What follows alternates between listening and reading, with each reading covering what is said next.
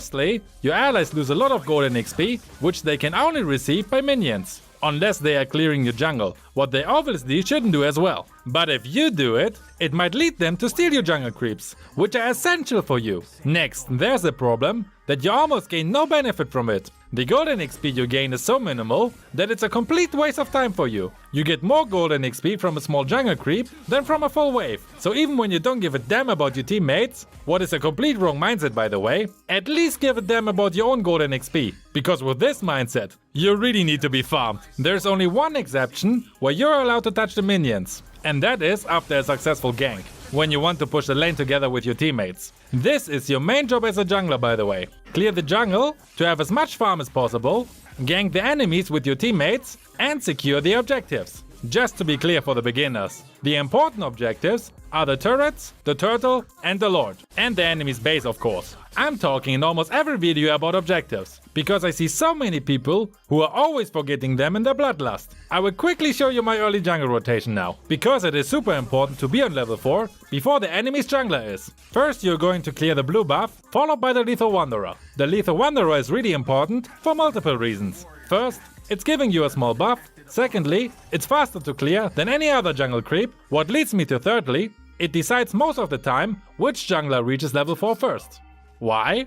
It's the only jungle creep that only exists once on the battlefield. So if you're able to get it, your counterpart obviously can't. And you have the first advantage over that guy. For this, I would really recommend to save your retribution, so you can make sure to secure it. If the mid laner and roamer are smart, they're going to help you to secure it, what makes it very easy and fast to clear. If not, play it safe and retreat if 3 enemies show up. There's nothing worse than dying at this stage of the game already.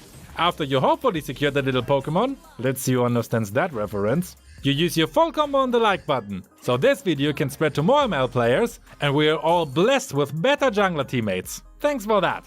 Now seriously, you move on to the teddy bear and the red buff. If you have any AoE damage skill, you can take them both down at the same time, what saves you some additional time. Time is a very important keyword here. As jungler, you have no time to waste, so use anything that you can that saves you any time. Now you're on level 4 and can start to move to the lane that is the most promising for a gank. This is also the reason why it's so important that you become level 4 ASAP. It gives you the opportunity to start the first gank. And if you're successful, you have the lead over the enemy and can start to build up your farm lead, which is obviously super important to win ganks and take the objective afterwards. A lane with a weak early game enemy is more promising than a lane with a strong early game hero, or one that has great survival skills for example. Since the weak early game heroes are most likely strong in the late game, you can also make sure to keep that hero on the low golden XP level and not let them become your worst nightmare once the late game starts. In an ideal world, your mid lane and roamer rotate together with you, so you 3 go to a side lane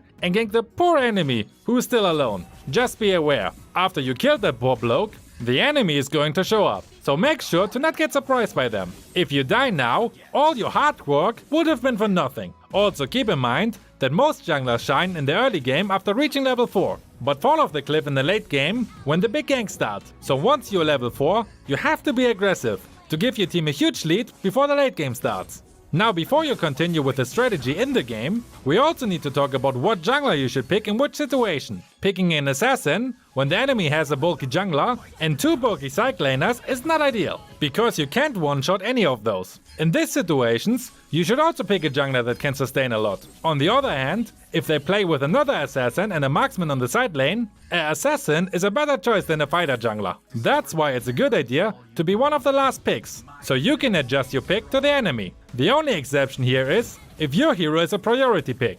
Now let's get back into the game. Usually after the first gank is over, the turtle is about to spawn, so you should be there once it spawns and try to secure it. Always have your retribution ready for the turtle, because it's a huge waste of time when you beat it down to 1000 HP and the enemy's jungler easily collects it while just passing by. One keyword that you always should have in mind is taking objectives. Clear the jungle, especially the buffs, rotate and gank the enemies to make sure that you and your team can take the objectives. This also has the benefit that your ally has more farm than the counterpart, so they can dominate their lane. I'm saying it again, so it really sinks in. Your keyword is taking objectives.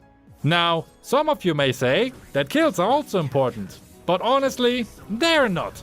They are just a byproduct of your job, because it doesn't really matter if you win a match with 5 or 20 kills. The only thing that matters is that you win the game. And the only way to do that is taking down the enemy's turret and that stupid looking base from the enemy. The kills are only helping you to take your objectives, because an alive enemy will defend it, unless they are really stupid. And it gives your team a gold and XP advantage. But again, this is not winning you a single game. It only makes it easier for you to gank. So after a successful gank, you always have to take an objective. Otherwise, it was almost for nothing.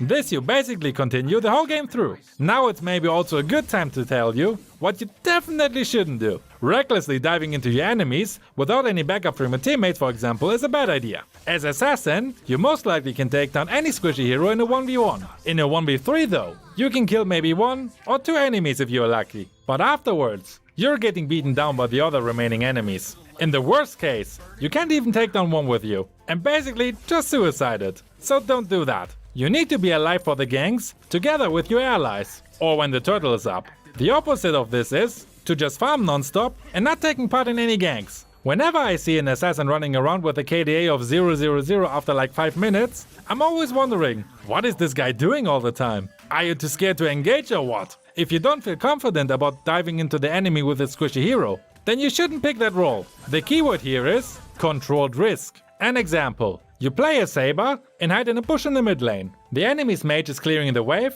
and has about 70 HP. On the top lane you see 2 enemy heroes and on the bot lane 1, so only 1 enemy hero is missing on the map. For me, this will be a free kill opportunity, because unless you're completely underfarmed, you can one-shot any squishy mage. Afterwards, you can start to take an objective. Maybe you can push mid, take the turtle, or rotate to the side lane. And since the enemy's mage is dead, your team has a numbers advantage now. Yes, it's always a risk diving into the enemy, but as I said, it's a controlled risk. If you see no enemies on the minimap, it's maybe not the best time to engage, because 2 other enemies could be around the corner. A little patience is required sometimes as well. The next thing you shouldn't do is not targeting the right enemies. Almost all heroes you can play in the jungle has burst damage, what means they hit the enemy one time with a huge amount of damage. This type of damage is enough to instantly kill any squishy marksman, mage or assassin. So what you definitely shouldn't do is blast all of your skills into the face of the tank. Tanks can take your full combo and will stay alive, while the enemies with burst damage can one-shot you now. So don't just attack anything that crosses your way. Be smart and target the enemies you can actually kill. Last, if you play an assassin, never forget that you're a goddamn assassin. You're supposed to hide in a bush and surprise the enemy with your ambushes. That also means that camping is a viable option for you. Just don't do it too long, like waiting for 1 minute straight without anything happens. But when you think that there is a chance that an enemy could pass by, stay in the bush and wait what happens. An example, your allies just ganked the top lane. What do you think will happen next? Correctly, either your enemies gank your poor ally on the bot lane, or they come top to defend the lane. The perfect ambush opportunity. Knowing the next step of your enemy will give you a really big advantage, because like this, you can successfully set ambushes. Another easy example is camping next to the blue buff. It's almost guaranteed that your counterpart will show up there, so that's another good chance for an ambush. Next, let's talk about ganks. When you attack, you should go in fast, deal as much damage as quickly as you can, and then get the fuck out of there. Staying in the gank is the worst thing that an assassin can do, because you're too squishy. There's also one big problem you have in the late game, when the 5v5 ganks start. Since you're so squishy, it's very easy for the enemy to take you down. So you should never be the first or second who jumps into a gank. But you also shouldn't be too late, once your tank sent up your enemies. You need a really good timing to be useful.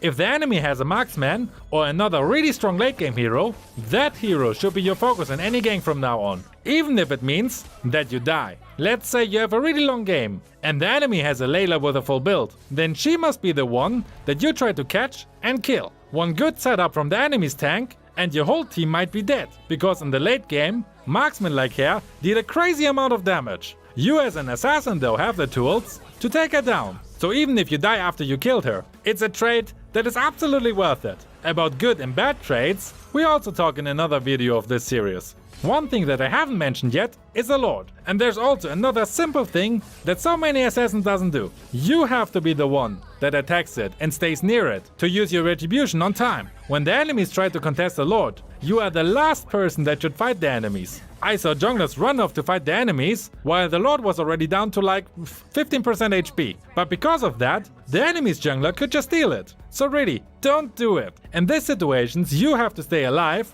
and use your retribution on time. Otherwise, this could be the point where you just throw away the game. Another thing that really helps is when you check out the